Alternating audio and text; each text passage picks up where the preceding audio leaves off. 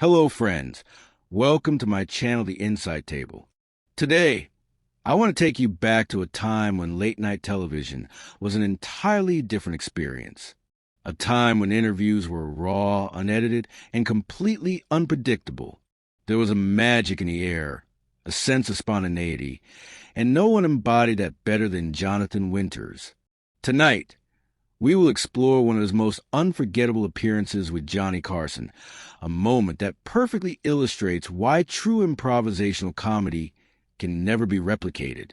Johnny Carson, the legendary host of The Tonight Show, once shared that he had known Jonathan Winters for over 30 years, yet he never truly knew what Jonathan would do when he stepped onto the stage.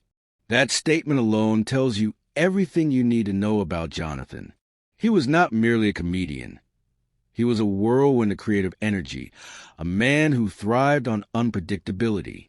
His mind worked like lightning, jumping from one idea to another, taking the audience on a journey that was impossible to anticipate. On this particular night, Johnny introduced Jonathan by mentioning that his show, Davis Rules, was returning to television at the end of December. However, there was a twist. The show was now on a different network than before.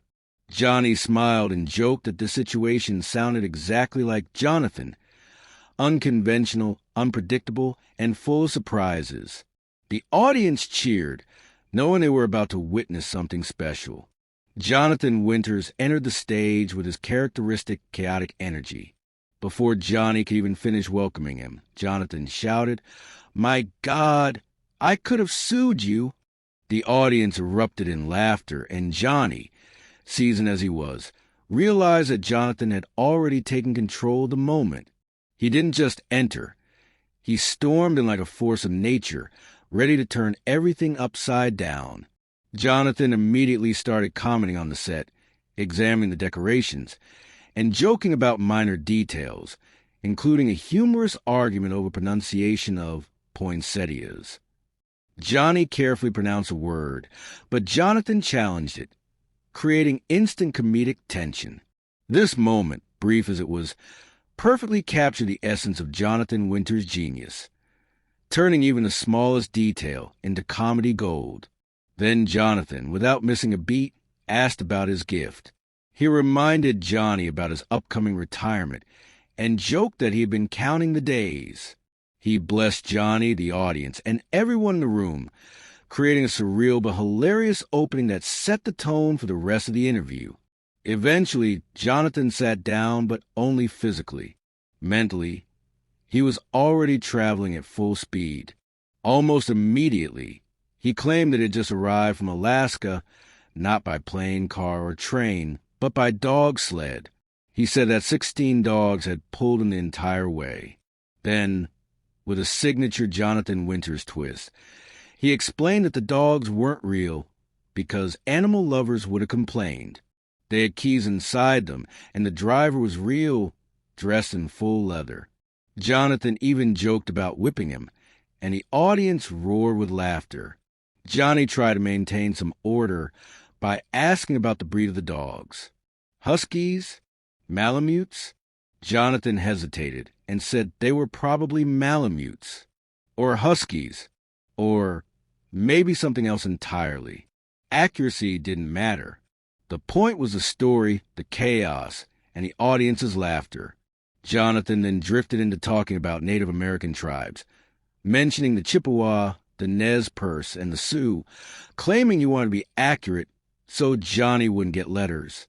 The audience laughed, fully aware that logical sense had left the room minutes ago. The conversation seamlessly shifted from Alaska adventures to holiday stories, highlighting Jonathan's extraordinary ability to mix reality, imagination, and humor in ways no one else could.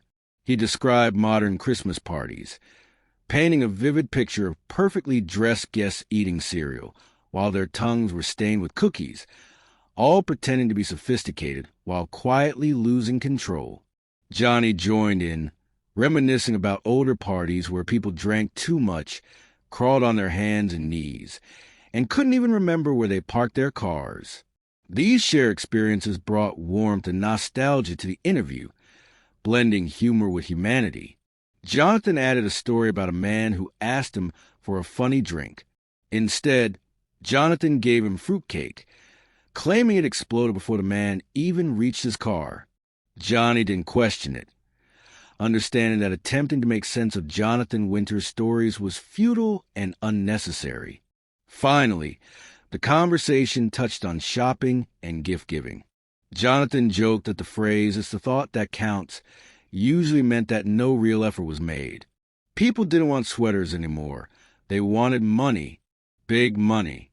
Everyone had problems, and somehow those problems always became your responsibility.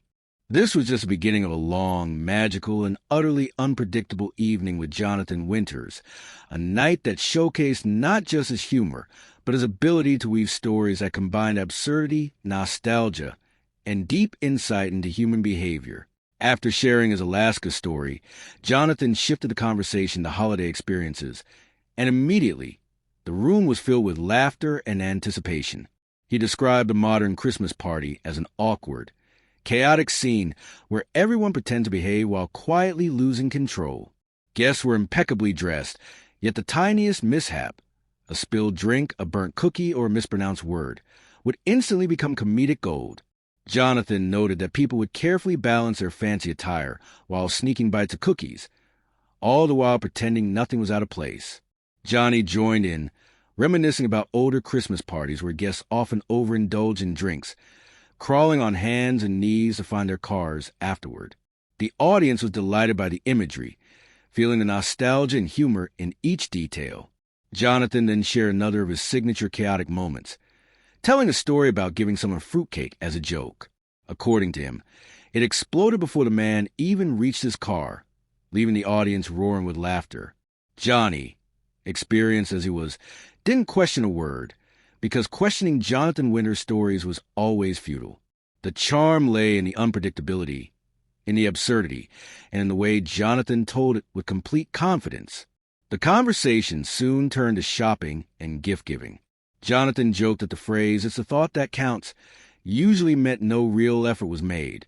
Whereas in the past, families might have exchanged small gifts like a couple dollars or a new pair of skates. Today, Jonathan joked, people wanted cash, big cash. The simple joys of childhood had shifted into complex and often materialistic demands. Johnny nodded along, laughing, as Jonathan painted a humorous but honest picture of changing times. When Johnny asked about Mrs. Winters, Jonathan described her as practical and no-nonsense. Instead of buying him a brand-new car, she opted for a used one. When Jonathan tried to find out what he would receive this year, her answer was simple, the same as last year. The audience laughed, knowing this was a kind of gentle humor that Jonathan excelled at, finding comedy in everyday life and family dynamics. Jonathan then reminisced about his own childhood and the Christmas presents he had longed for. He remembered wanting a BB gun, and humorously admitted that he fired it into the sky, accidentally hitting a couple of squirrels. Johnny reminded him gently that children were watching, but the audience laughed even harder.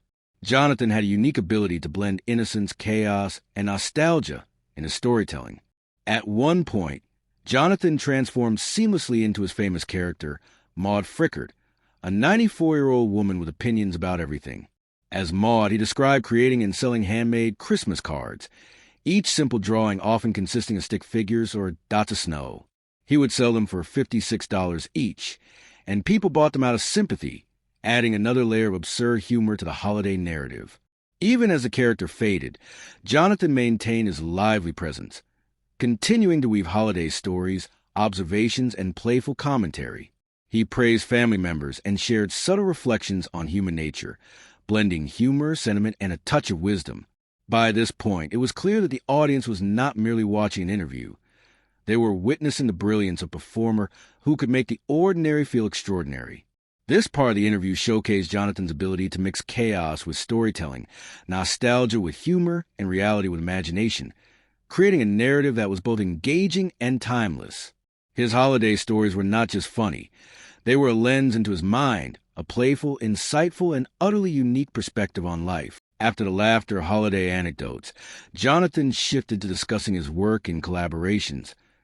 Offering glimpses into his professional life, he spoke warmly about his co-stars, especially Bonnie Hunt, whom he described as one of the brightest and most talented people he had worked with in a long time. Jonathan emphasized that despite his chaotic style, he valued professionalism and camaraderie on set, noting how everyone brought their unique energy and skill to a production. Jonathan also mentioned Randy Quaid, the lead of the show, highlighting how different personalities contribute to a successful ensemble. While he joked about smaller salaries for supporting actors, the audience could sense genuine affection and respect in his words. Jonathan's stories about work were not just about success. They were about the human connections, the daily struggles, and the joy of collaborating with people who shared his creative vision. He reflected on the nature of work during the holidays, expressing empathy for those who were unemployed or facing challenges. Jonathan joked about wishing he had money to drive for the country and throw dimes in the air for everyone struggling, blending humor with genuine social awareness. His grandfather's advice about never giving someone a dime, only a quarter, became a humorous metaphor for life lessons, showing how Jonathan's comedy often contains subtle wisdom. The conversation also revisited music, particularly the big band era, which Jonathan loved. He spoke about Duke Ellington and other musicians, recalling the joy of dancing, the sound of brass sections, and the energy of live performances. Music, he suggested, had a rhythm similar to comedy. Timing, improvisation, and audience connection were key.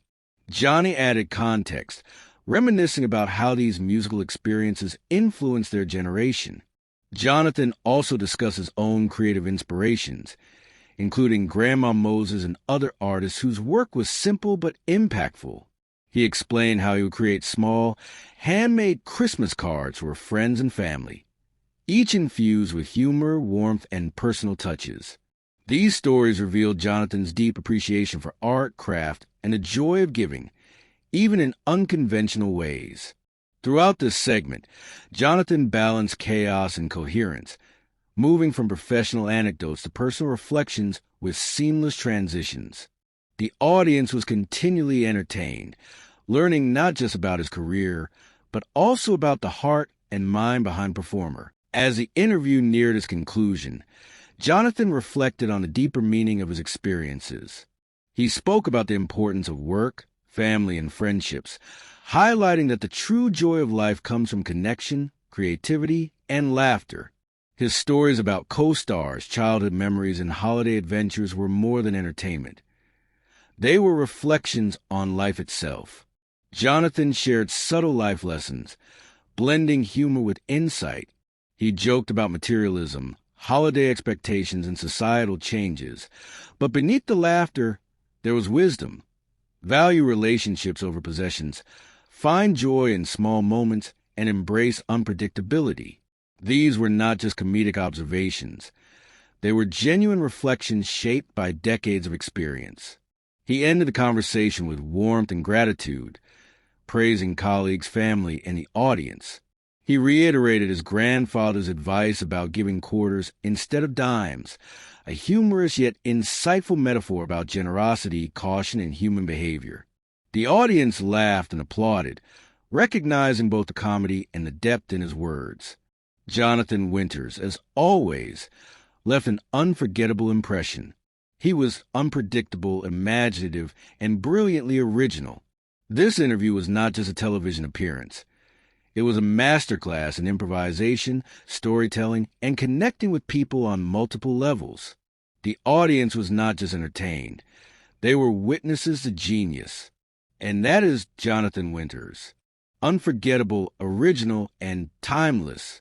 If you enjoyed this classic moment, don't forget to like the video, subscribe to the channel, and stay connected with the Insight Table for more legendary stories from television history.